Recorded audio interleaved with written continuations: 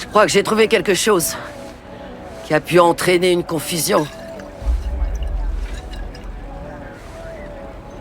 Combien de personnes vont mourir ce soir parce qu'elle était ivre et stupide?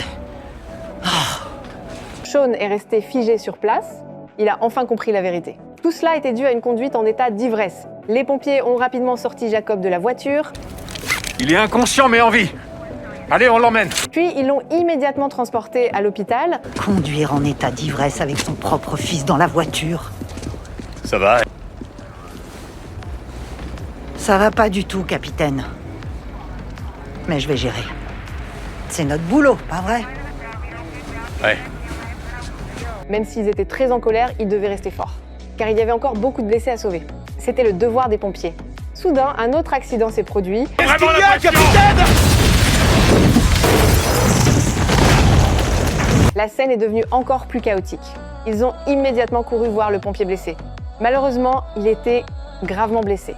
Le chauffeur. Est-ce que vous avez sorti le chauffeur? On s'occupe de lui. Mais on va se concentrer sur toi, mon pote. Je vais te chercher de l'oxygène, ok?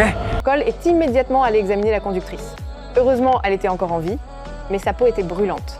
Ils ont pris une couverture anti-feu et l'ont enveloppée dedans. Puis l'ont sortie par la fenêtre de la voiture. Sean regardait la conductrice blessée en silence. Son cœur était très lourd.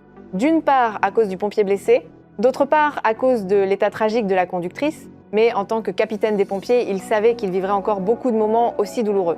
Il ne pouvait que continuer à sauver plus de vies pour apaiser un peu sa conscience. Est-ce que ça va? Oui, je vais bien. Très vite, le père de Jacob est arrivé à l'hôpital après avoir été informé. Il voulait voir sa femme et son enfant, mais sa femme était sous surveillance policière et l'hôpital a refusé de le laisser entrer dans la chambre. L'homme ne comprenait pas, car il ne connaissait pas encore la vérité sur l'accident,